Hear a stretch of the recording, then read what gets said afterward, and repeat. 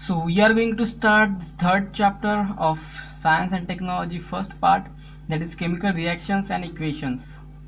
Okay, so welcome everyone to my YouTube channel and let's get started. तर ह्या चॅप्टरमध्ये आपण basically ह्या चार गोष्टी ज्या इथे दिल्या आहेत त्या शिकणार आहोत. ओके, कुठल्या आहेत तर केमिकल रिॲक्शन्स म्हणजे काय, ओके, नंतर rules of writing chemical reactions, ठीक आहे, लिहायच्या कशा त्या, नंतर त्यांना बॅलन्स कसं करायचं, and then types of chemical reactions. Okay, ह्याच्याशिवाय सुद्धा दोन गोष्टी आणखी आपण पाहणार आहोत या चॅप्टरमध्ये, that is the rate of a chemical reaction and oxidation and reduction. Okay, तर त्या इथे मेन्शन केल्या गेलेल्या नाही गोष्टी, पण बाकी पुढे सिलेबसमध्ये त्या आहे, तर त्यासुद्धा आपण घेणार आहोत. Okay, so before starting the lesson आधी आपण कॅन यू रिकॉल हे क्वेश्चन्स घेऊन घेऊ आणि त्यानंतर चॅप्टरला सुरुवात करू. ओके, तर पहिला क्वेश्चन आहे, what are the types of molecules of elements and compounds. आता हे तुम्ही मागच्या वर्षी शिकला आहात, जस्ट रिकॉल करायचं आहे हे तुम्हाला. ओके, तुम्हाला किती आठवतं हे तुम्हालाही चांगलं माहिती आहे आणि मला पण चांगलं माहिती आहे. सो याचा आन्सर सांगतो मी की मॉलिक्युल्स जे आहे एलिमेंट्समधले आणि कंपाऊंड्समधले त्यांचे टाइप्स कुठले कुठले आहे. ठीक आहे, तर आता हे बघा, जे एलिमेंट्स बनलेले आहे किंवा जे कंपाऊंड बनले आहे ते बनले आहे मॉलिक्युल्सनी. ओके, आणि मॉलिक्युल्स कशाचे बनले आहेत तर ॲटम्सचे. ओके, आणि ॲटम्स बनले मग प्रोटॉन, न्यूट्रॉन, इलेक्ट्रॉनचे. ठीक आहे, ओके. न ॲटम पासून बनले मॉलिक्युल्स, मॉलिक्युल्स पासून बनले एलिमेंट्स अँड कंपाऊंड्स. परंतु यांचे जे मॉलिक्युल्स आहे एलिमेंट्सचे आणि कंपाऊंड्सचे त्यात जरा फरक आहे. तर काय फरक आहे की हाच की मॉलिक्युल्स जे बनले आहे एलिमेंटचे ते होमो ॲटॉमिक आहेत. आता होमो ॲटॉमिक म्हणजे काय तर त्यांच्यात सिंगल टाईप ऑफ ॲटम आहे. म्हणजे काय, जसं की आपण एलिमेंट्स बघितले, जसं की H2 बघा. ओके, तसेच आपण जे आहे तुम्ही क्लोरीन बघितलं असेल Cl2. म्हणजे काय तर याच्यात जे ॲटम्स आहेत ते फक्त HHचेच आहे. इथे Cl2 म्हणजे ClCl आहे, असे आहे जुडलेले H2 ॲटम्स. तसेच Clचे Cl अशा प्रकारे. तसेच इतर एलिमेंटचे सुद्धा ॲटम जे आहे त्याच्या पद्धतीने कशाने जुडले आहेत तर बॉन्ड्सनी. त्यांच्यामध्ये काय आहे बॉन्ड. ओके, आणि कसे आहेत ते म्हणजे टाईप कसा आहे त्यांचा तर होमो ॲटॉमिक आहे. म्हणजे काय तर single type of atom. Homo म्हणजे सेम, होमो म्हणजे सेम, तर सेम टाइप्स ऑफ ॲटमनी ते बनले आहे. बरोबर, हा सुद्धा सेम आहे आणि हे सुद्धा एकमेकांना सेम आहे. म्हणजे सेम टाईप ऑफ ॲटमनी बनले आहे जे मॉलिक्युल्स आहेत ते असतात एलिमेंट्समध्ये. तर कंपाऊंड्समध्ये काय असतात तर इथे हेटेरो असतात, म्हणजे वेगवेगळे. जसे की कंपाऊंड्स आपण घेतला वॉटर, तर वॉटरमध्ये बघाल तर H2O अशा पद्धतीने बॉन्ड्सनी जुडलेले असतात. आणि इथे बघाल तर दोन वेगवेगळे ॲटम्स आहेत, जसे की हा H आहे, हा O आहे आणि हा H आहे. म्हणजे दोन वेगवेगळे टाईप्सचे ॲटम्स आहेत किंवा तसेच वेगवेगळे याच्यात वेगवेगळे असतात. ओके, जसे खूप सारे वेगवेगळे आता जसं की आपण MgCl2 घेतला तर इथे Mg येणार, नंतर इथे Cl येणार. ओके, तर असे वेगवेगळे जे ॲटम्स असतात ते असतात कंपाऊंड्समध्ये. म्हणजेच काय तर कंपाऊंड्सचे मॉलिक्युल हे हेटेरो ॲटॉमिक असतात, ज्यात दोनपेक्षा जास्त किंवा वेगवेगळे एलिमेंट्स असतात, वेगवेगळे ॲटम्स असतात. तर एलिमेंट्सच्या मॉलिक्युल्समध्ये होमो ॲटॉमिक असतात ते, तर म्हणजेच सेम टाईप्स ऑफ ॲटम्स असतात. आणि हे सुद्धा अगेन आता यांचे जर टाईप्स जे विचारले आहे आपल्याला ते म्हणजे येतात की हे पहिली गोष्ट तर हे मोनो ॲटॉमिक असू शकतात. ओके, नंतर हे डाय ॲटॉमिक असू शकतात आणि पॉली ॲटॉमिक असू शकतात. आता म्हणजे काय, मोनो म्हणजे काय, डाय म्हणजे काय आणि पॉली म्हणजे काय. तर मोनो म्हणजे सिंगल ॲटम. जसं की तुम्ही हेलियम गॅस बघितली असेल तर इथे सिंगल ॲटम असतो, म्हणजे एकच ॲटम असतो त्या मॉलिक्युलमध्ये एलिमेंटच्या.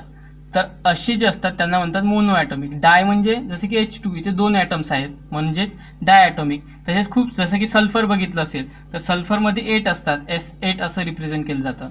जसं की इथे H2 केलं 2 आहे म्हणून, तसं 8 म्हणजे त्याला म्हणतात मग पॉली ॲटॉमिक. ओके, आणि तेच सेम असतात इथे सुद्धा कंपाऊंड्सच्या मॉलिक्युल्समध्ये.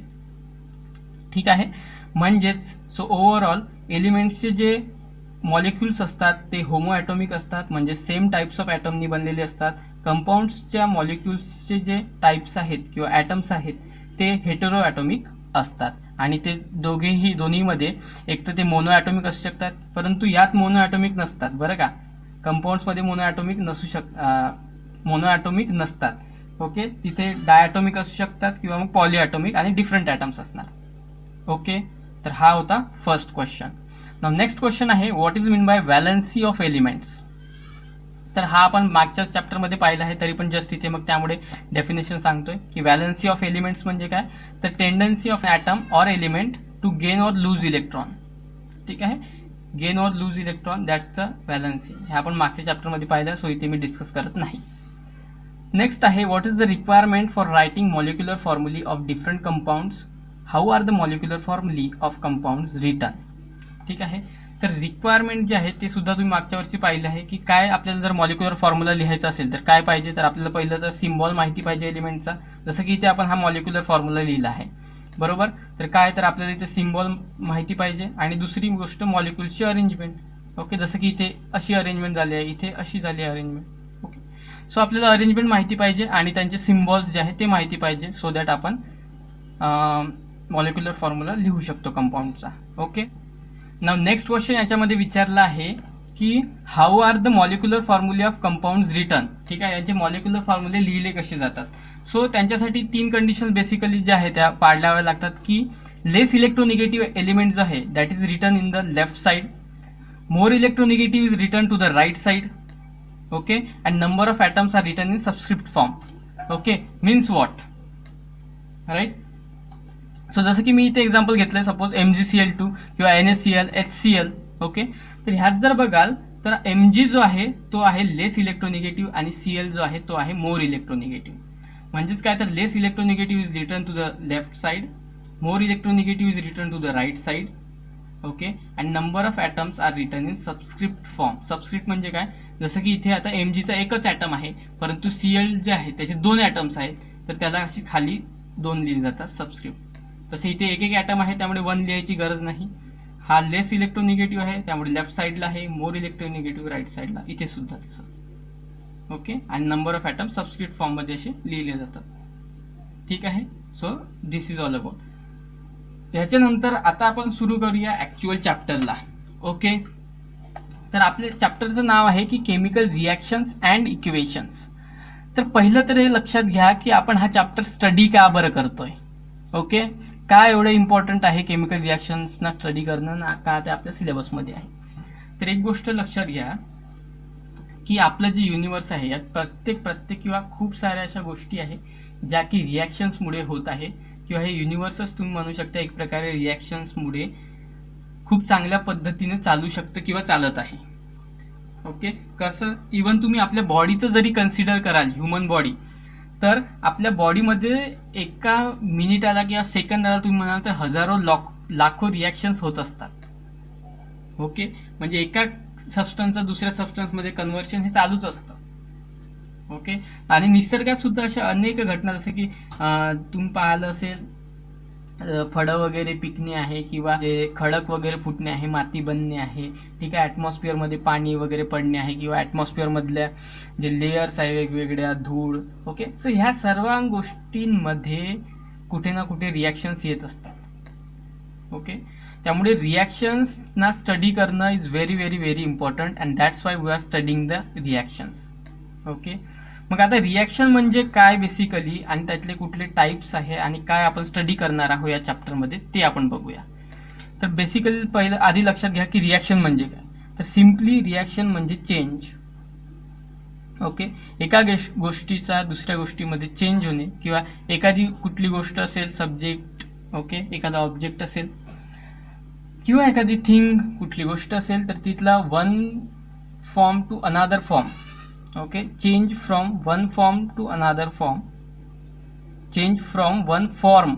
ते बघा 2 शब्द आहे, from one form, change from one form to another form. Okay, म्हणजे एका याच्यातून दुसऱ्या फॉर्ममध्ये चेंज होणे, that is nothing but the reaction. त्याला म्हणतात reaction. Change from one form to another form म्हणजे एका रूपातून दुसऱ्या रूपात कन्व्हर्जन होणे म्हणजेच काय, तर रिॲक्शन. त्याला म्हणतात रिॲक्शन. ओके, आता रिॲक्शनचे सुद्धा 2 टाईप्स असतात, एक आहे केमिकल रिॲक्शन, दुसरी आहे फिजिकल रिॲक्शन.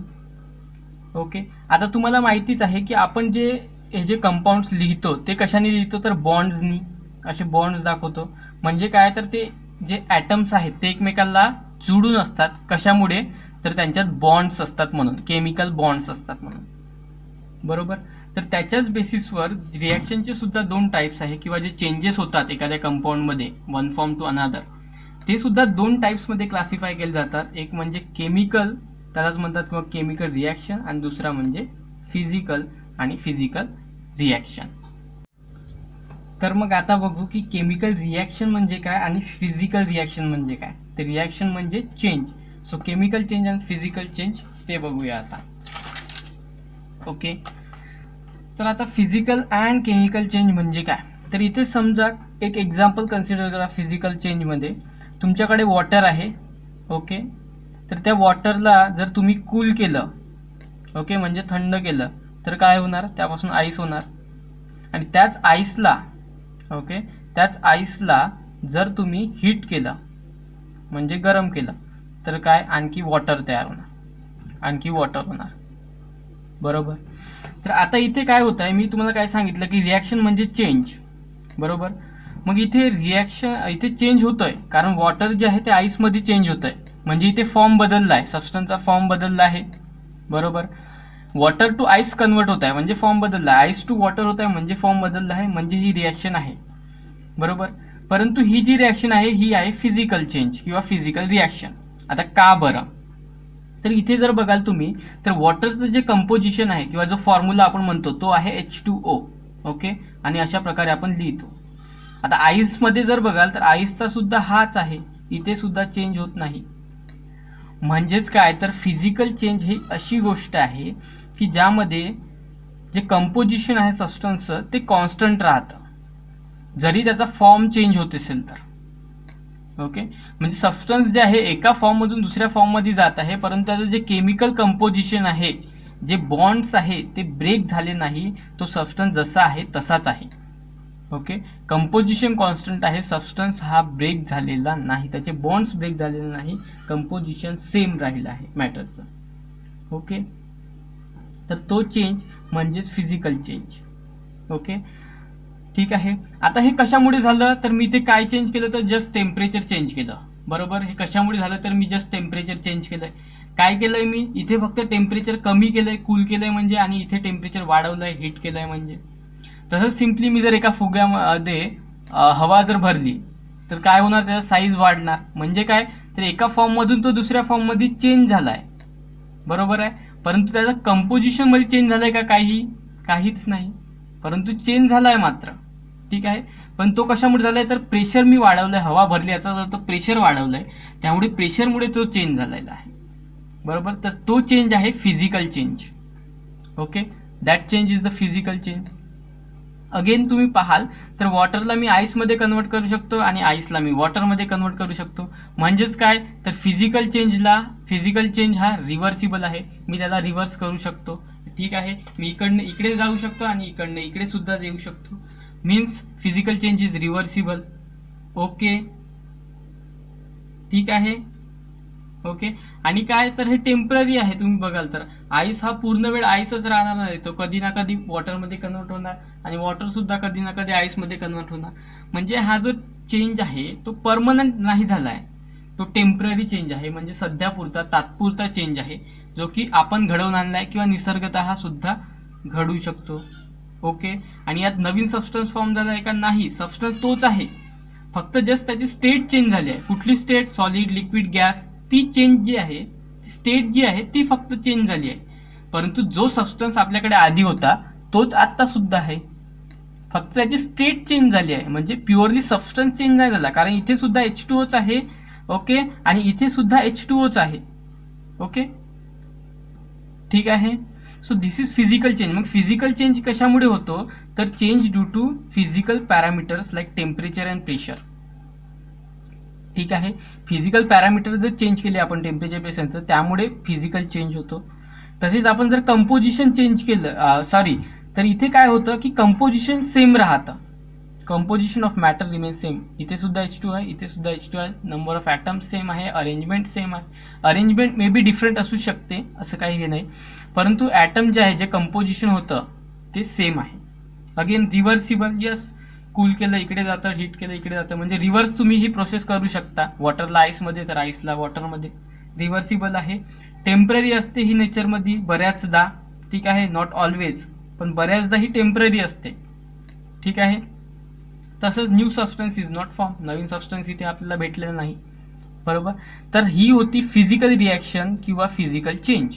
आता आपण बघूया केमिकल चेंज. आणि तुम्ही बघाल तर इथून तुमचं जे आहे दोन्हीमधला कन्सेप्ट सुद्धा क्लिअर होणार की नेमका दोन्ही गोष्टी काय आहे, दोघांमधला डिफरन्स सुद्धा तुमचा क्लिअर होणार. हा टेबल सुद्धा वाटल्यास तुम्ही लिहून घ्या. इथे जरा किचकट झालंय, बट ओके, तुम्हाला समजलंय आय थिंक. ओके, सो आता बघू आपण केमिकल चेंज. ओके, तर आता केमिकल चेंज जो आहे तो फिजिकल चेंजच्या जरा वेगळा असतो. ओके, कारण यात जे चेंजेस होतात ते सबस्टन्सच्या केमिकल किंवा केमिकल फॉर्म्युल्यामध्ये होतात. आताच आपण बघितलं की फॉर्म्युला काय असतो किंवा फॉर्म्युलेज काय असतात, कसे लिहितात. सपोज हा कोळसा आहे, त्याला की सी ने रिप्रेझेंट करतात, कार्बन, त्याला कोल म्हणतात. ओके, ह्याला हा एअर सोबत रिॲक्ट झाला, कशासोबत, म्हणजेच O2 सोबत. ओके, जर मी याला थोडी हीट दिली किंवा नॉर्मल हीट दिली जे की ॲटमॉस्फिअरमध्ये असतेच, तर काय फॉर्म होणार, CO2 फॉर्म होणार. तर इथे बघाल मी वॉटरला हीट दिली तर डायरेक्ट आईस फॉर्म झाला, परंतु काहीच चेंज झाले नाही. जो माझ्याकडे H2O होता तोच H2O मला परत भेटला. परंतु इथे जर बघाल तर मी C ला O2 सोबत रिॲक्ट केलं, बरोबर, आणि त्याला जरा हीट दिली मी तर काय, CO2 फॉर्म झाला. म्हणजे याच्या प्रॉपर्टीज ज्या आहे केमिकल प्रॉपर्टी त्या वेगळ्या होत्या, याच्या प्रॉपर्टीज वेगळ्या आहे, आणि हा जो नवीन सबस्टन्स फॉर्म झाला आहे त्याच्या परत वेगळ्याच प्रॉपर्टीज आहेत. तर असा जो चेंज होतो तो असतो केमिकल चेंज. का बरं, कारण तर इथे जो चेंज झाला आहे तो सबस्टन्सच्या केमिकल फॉर्म्युल्यामध्ये चेंज झाला आहे. ओके, सबस्टन्सच्या कंपोजिशनमध्ये चेंज झालेला आहे, मॅटरच्या कंपोजिशनमध्ये चेंज झालेला आहे, बरोबर. कारण इथे C होता, सिंगल ॲटम होता, इथे O2 होता अशा प्रकारे जोडलेला, आणि इथे जो फॉर्म झाला आहे तो इथे सिम्पली C असा, आणि इथे O आणि इथे O, तर अशा प्रकारचा सबस्टन्स फॉर्म झाला आहे. म्हणजेच हा जो केमिकल चेंज आहे किंवा केमिकल रिॲक्शन आहे ती कशामुळे होते, तर ही होते change due to breaking of bonds. कारण इथला जो बॉन्ड आहे तो बॉन्ड ब्रेक झाला आणि इथे नवीन बॉन्ड फॉर्म झाले. So change due to breaking of bonds. Okay, and making of new bonds असं सुद्धा म्हणू शकता तुम्ही, परंतु सिम्पली ब्रेकिंग ऑफ बॉन्ड्स जरी लिहिलं तरी करेक्ट आहे. ओके, तर बॉन्ड्स ब्रेक झाल्यामुळे इथे केमिकल चेंज झाला, आणि असे असंख्य असे केमिकल चेंजेस असतात. मी जस्ट सिम्पल तुम्हाला समजावून म्हणून ही घेतली आहे रिॲक्शन. ओके, तर इथे काय चेंज झालं तर कंपोजिशन चेंज झालं, जेव्हा की फिजिकलमध्ये कंपोजिशन सेम होतं. इथे कंपोजिशन ऑफ मॅटर सेम होतं, तर केमिकलमध्ये कंपोजिशन ऑफ मॅटर चेंजेस किंवा ते चेंज झालंय. ओके, आणि ही रिव्हर्सिबल असते. तुम्ही जर याला परत कूल केलं तर हे बॉन्ड्स ब्रेक होत नाही परत केलं तर, म्हणजे ही इरिव्हर्सिबल असते. आणि ही परमनंट आहे, एकदा CO2 फॉर्म झाला तर तो परमनंटली CO2च राहतो, ठीक आहे, परमनंट. आणि नवीन सबस्टन्स फॉर्म झाला आहे, बरोबर. आधी कार्बन होता आपल्याकडे, म्हणजेच कोल, आणि ऑक्सिजन वेगवेगळे होते दोन्ही, परंतु आता माझ्याकडे कार्बन डायऑक्साईड बनला आहे CO2, जो की कम्प्लिटली नवीन सबस्टन्स फॉर्म झाला आहे. ओके, तर आय होप की तुम्हाला आता फिजिकल चेंज आणि केमिकल चेंज काय आहे तर ते समजलं असेल. ओके, म्हणजे फिजिकल चेंज म्हणजे अशा गोष्टी की ज्यात सबस्टन्स जो आहे तोच राहतो, फक्त त्याचं जस्ट स्वरूप जे आहे, जे दिसायला जो आहे तो बदलतो, परंतु त्याच्या केमिकल कंपोजिशनमध्ये काहीच चेंज होत नाही. त्याचे फॉर्म्युले जे आहे, त्याचं जे इंटरनल ॲटॉमिक जे स्ट्रक्चर आहे, मॉलिक्युलर जे स्ट्रक्चर आहे ते बदलत नाही. ओके, कंपोजिशन सेम राहतं. तो जो आहे तो चेंज रिव्हर्सिबल असतो, म्हणजे त्याला परत सुद्धा आपण करू शकतो. तो टेम्पररी स्वरूपाचा असतो, तात्पुरता असतो. ओके, आणि नवीन सबस्टन्स यात फॉर्म होत नाही. तर यात बॉन्डची ब्रेक होते आणि कम्प्लिटली नवीन सबस्टन्स फॉर्म होतो. ओके, कंपोजिशन सुद्धा मॅटरचे चेंज होते, आणि ह्या इरिव्हर्सिबल असतो, म्हणजे परत तुम्ही त्याला आणू शकत नाही, एकदा झाला तो झाला. ओके, आणि हा परमनंट असतो नेचरमध्ये, ह्याला तुम्ही पुन्हा परत हे करू शकत नाही, परमनंट असतो हा, ठीक आहे. फिजिकल चेंज आणि केमिकल चेंज आहे तो तुम्हाला, मला वाटतं क्लिअर झाला असेल याचा कन्सेप्ट. ओके, आता पुस्तकात चला तुम्ही. ओके, तर हा जो आहे यातले आपण हे 2 पेज जे आहे ते आज आपण कव्हर केले आहे बेसिकली, असं म्हणायला हरकत नाही. फिजिकल चेंज केमिकल चेंज काय आहे, तर ते तुम्हाला कळलं आहे आणि हेच तुम्हाला सांगितलं आहे ह्या पॅसेजमध्ये की फिजिकल चेंज म्हणजे काय आणि केमिकल चेंज म्हणजे काय. तर त्यातल्या इम्पॉर्टंट गोष्टी ज्या आहे त्या मी तुम्हाला सांगतोय आणि त्या तुम्ही अंडरलाईन करून घ्याल. ओके, तर पहिली जी गोष्ट यातली अंडरलाईन ती म्हणजे फिजिकल चेंज म्हणजे काय, किंवा तुम्ही तो जो डिफरन्स आहे ना तो जरी तिथले जरी तेवढे जरी पॉईंट्स चांगले केले, ओके, तेच तुमचं इथे सांगितलं आहे. जस्ट अंडरलाईन करून ठेवा, कारण नोट्स ते तुम्ही तर तुमच्या बुकात लिहून घ्याल, बट पुस्तक रेफर करा. ओके, नोट्सपेक्षा पुस्तक रेफर करणं कधीही चांगलं, कधीही चांगलं, कधीही चांगलं. Okay, so physical change takes place due to change in parameter such as temperature and pressure. Underline करा. Chemical change is reversible. इज इथे इन झालं आहे, इथे इज पाहिजे, ही प्रिंटिंग मिस्टेक आहे बघा. Is reversible. ओके, इथे अंडरलाईन करायला. Composition of matter remains same, underline करायला. आणि इथे एक्झाम्पल दिलं आहे जे की आईसचं आहे, वॉटरचं आहे, तेच सोपी एक लक्षात राहतं. सो तेच एक्झाम्पल तुम्ही घेऊ सुद्धा शकता. तर ह्या गोष्टी तुम्हाला इथे लक्षात ठेवायच्या आहे. ओके, नाउ नेक्स्ट आहे chemical reaction. So chemical reaction is a process in which substance undergo bond breaking and are transformed into the new substance. ठीक आहे, तर ही गोष्ट तुम्हाला इथे अंडरलाईन करायची आहे. ओके, नाव नेक्स्ट आहे the substance taking part in the chemical reaction are called reactants. हे अंडरलाईन करा. हे आपण घेऊ, यावर डिटेल बोलू आपण काय आहे ते, बट जस्ट अंडरलाईन करून घ्यायला. ठीक आहे, आणि हां, substance form as a result of chemical reaction bye formation of new bonds, त्यांना प्रोडक्ट्स म्हणतात. ठीक आहे, आणि इथे कार्बन आणि ते एअरचं एक्झाम्पल घेतलेलं आहे. त्याच गोष्टी आहेत त्या तुम्हाला मी डिटेलमध्ये सांगल्या आणि त्या तुम्हाला समजल्यासुद्धा आहे, त्यांचा डिफरन्ससुद्धा सांगितलं आहे. मग आता एक एक्सरसाइज घेऊया की तुम्हाला किती समजलं आहे ते बघायला, जे की इथेच पुस्तकात दिली आहे बघा. मग आता इथे सांगा मला की कुठल्या गोष्टी फिजिकल आहे चेंजेस आणि कुठल्या गोष्टी केमिकल आहे. Transformation of ice into water आत्ताच घेतलंय, हा फिजिकल चेंज आहे. कुकिंग ऑफ फूड, तर याच्यात काय होतं तर कम्प्लिटली न्यू सबस्टन्स फॉर्म होतो, बरोबर, कारण त्यांचे बॉन्ड्स ब्रेक होऊन एक वेगळंच आपल्याला भेटतं. ओके, तर हा आहे chemical change. Ripening of fruit, इथे सुद्धा केमिकल्स चेंज होतात. ओके, तर ह्या सुद्धा केमिकल चेंज आहे. मिल्क टर्न इंटू कर्ड, हा सुद्धा केमिकल चेंज आहे. इव्हॅपोरेशन ऑफ वॉटर म्हणजे काय तर आधी वॉटर काय होतं लिक्विड स्टेटमध्ये होतं, आता ते गॅस स्टेटमध्ये गेलं. सो हा सुद्धा फिजिकल चेंज आहे. Size reduction of naphtha balls expose to air, हा सुद्धा फिजिकल चेंज आहे, कारण तिथे काय होते नॅफ्थॅलिन म्हणजे आपले ज्याला आपण हे म्हणतो नॅफ्थॅलिन बॉल्स, डांबर गोळ्या. ओके, सो जस्ट त्यामध्ये जे सबस्टन्स आहे तो सॉलिडमधून गॅसेस स्टेटमध्ये कन्वर्ट होतो, पण सबस्टन्स सेम असतो. So physical change. Staining of Shahabadi और Kadappa tile by lemon juice, म्हणजे त्याच्यावर डाग पडतात कशावर, त्या शहबाद्यानी कटप्पा ज्या टाईल्स असतात टाईल्स त्यांवर लेमन जर ज्यूस टाकलं तर. ओके, सो हा सुद्धा एक केमिकल चेंज आहे. Breaking of glass object on falling from a height, substance break झाला तर काय चेंज झाला त्यात, फक्त जस्ट आधी जे जसं त्याचा शेप होता ते चेंज झालं आहे, म्हणजे हा फिजिकल चेंज आहे. ओके, तर आता तुम्हाला जरा आयडिया आली असेल की केमिकल चेंज फिजिकल चेंजमध्ये डिफरन्स काय आहे. तर फिजिकल जे चेंज आहे तो आपण इझिली सांगू शकतो, ठीक आहे, परंतु केमिकल चेंज जर सांगायचं असेल तर त्याला जर आपल्याला स्टडी करावं लागतं, मॉलिक्यूलमध्ये काय चेंजेस झाले आहे, कुठला बॉन्ड ब्रेक झाला आहे, कुठलं काय झालं आहे. ओके, आणि म्हणूनच हा चॅप्टर आपल्याला आहे आणि तो आपल्याला इन डिटेल डिस्कस करायचा आहे. आता इथे तुम्हाला एक ट्राय दिस ॲक्टिव्हिटी दिली आहे जी की आपण घेणार नाही आहोत. का बरं, तर इथे केमिकल्स वगैरे वेगवेगळे मेन्शन केले गेले आहे जे की माझ्याकडे अवेलेबल नाही आहे, आणि सो विदाऊट केमिकल करण्यात आणि ते सांगण्यातसुद्धा फारसं काही हे नाही, तुम्हाला टेबलसुद्धा फिलअप करायचं आहे. So it's better to do it in your school laboratory. Okay, so next topic आपण पाहू आता केमिकल इक्वेशन म्हणजे काय. Okay, chemical equation. तर आत्ताच आपण पाहिलं की chemical reaction means chemical change means what. Okay, chemical change and chemical reaction one and the same thing. Okay, तर केमिकल रिॲक्शन म्हणजे किंवा केमिकल चेंज म्हणजे काय, so change in one form of substance okay into अनादर form by breaking and making of bonds, that is nothing but the chemical reaction, right. ठीक आहे, मग आता केमिकल रिॲक्शन ज्या कुठल्या नेचरमध्ये होतात किंवा आपल्या बॉडीमध्ये सुद्धा अशा खूप सारे रिॲक्शन्स होतात.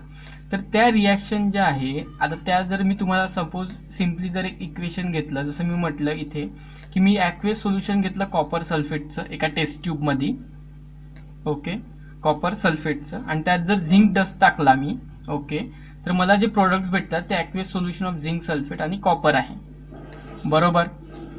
आता मला जे आहे ह्या इक्वेशनला स्टडी करायचं आहे, बरोबर.